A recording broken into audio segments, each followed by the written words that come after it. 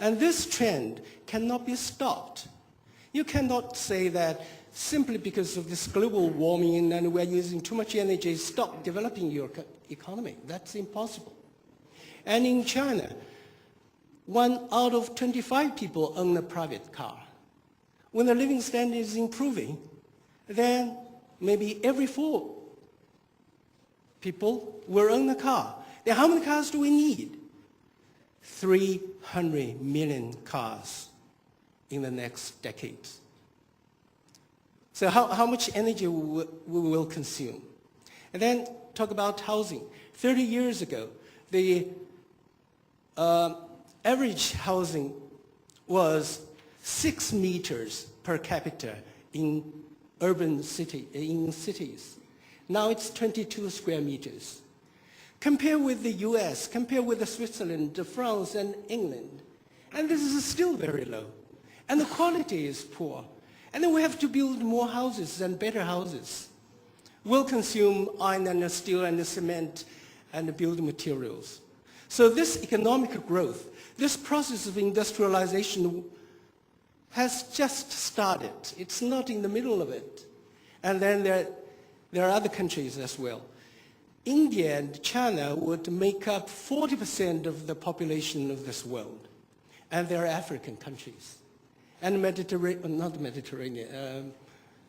oceanic, Micronesian countries, and all those underdeveloped countries. In one of those days, they will start this industrialization. So, now the challenge is, we cannot stop this process, but we have to learn to use energy economically, effectively. So this is what China is doing. Everybody knows that China has been growing at an average of 9% for the past 30 years. And this process and this rate of growth is likely to continue. On the other hand, our consumption of energy per unit of GDP is 40% higher than developed countries. So we use more oil, electricity, and coal than the West to produce the same amount of GDP. So the Chinese government has set it as its target. Every year, the consumption of energy per unit of GDP has to be reduced by 4%. Starting from 2000, the year of 2000, it has been achieved. So you can see what an effort, the practical effort is made, and the result is there. And this process is going on. Now it is planned till the year of 2012. How did China achieve that? How can you consume less energy, electricity, while keep up growing, making more goods? China is closing down obsolete manufacturing and power stations by tens of thousands. By tens of thousands, businesses are out of businesses. So how many people are laid off? Then we have to create jobs, millions of jobs for them. But this is a cost we have to pay. If we don't do that, then this is not a positive contribution of China to the world. And then we are reducing the use of coal power stations. Now we are building up water power stations, nuclear power stations. The government is investing heavily in solar power generation and wind power generation.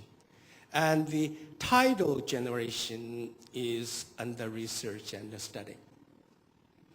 And China is investing heavily in technology, in tapping the resource utilization. So this is just one of the efforts. Reduce consumption of energy. Second is reduce emission. Reduce emission, actually, if you use less energy, and then the emission is reduced. And then, but that is not the whole of the story. And the laws are promulgated, passed, to limit the emission. And obsolete and backward equipments are being replaced. This is not only at the business industrial level, it is also at the civilian and popular level. Like in our houses, we have a lot of domestic electrical appliances of 15 or 20 or 30 years old. We're using washing machines bought 15 years ago. We're using air conditioner bought 20 years ago. Our television set was bought 25 years ago. And they are still, oh well, they still work, so we find it difficult to give it away. But they consume more power. Now the government subsidizes the customers. If you change the old for the new, then you get a subsidy. Cash on the spot. And the same is with cars, with the tractors, vehicles. So the government subsidizes that. And also the lighting. The traditional bulbs are not that bright, and they consume more electricity.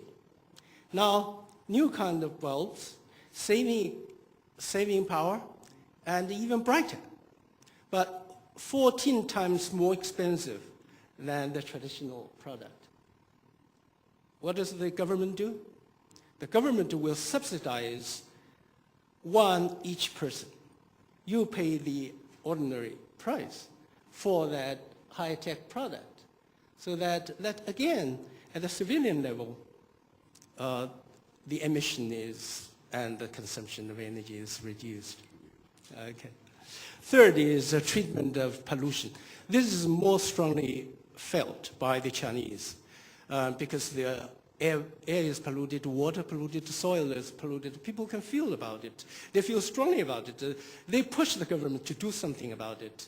Unlike the climate change, that's a slow killer. There are more urgent things to take care of rather than saving a little plastic or paper. So the government has the objectives and the plans, strategies to treat the environment. There are national projects as well as local projects. They make sure the targets are met at a certain time frame. So these are the three major things that the Chinese government is doing. Anyway, we are doing more than we talk. And the biggest challenge actually is the education of the population, to enhance the awareness of the people of this danger of global warming. That's difficult because it is not immediate danger to most of the people. Then our television, our newspapers, the speeches made by the government officials and leaders, these terms, saving energy, reduce emission, and treatment of environment appears in our mass media every day repeatedly. So I think this education process is important to engage people and to win support of the government projects. So this is only a part of the story what China is doing, and I hope that maybe it has some value to other countries. Thank you very much.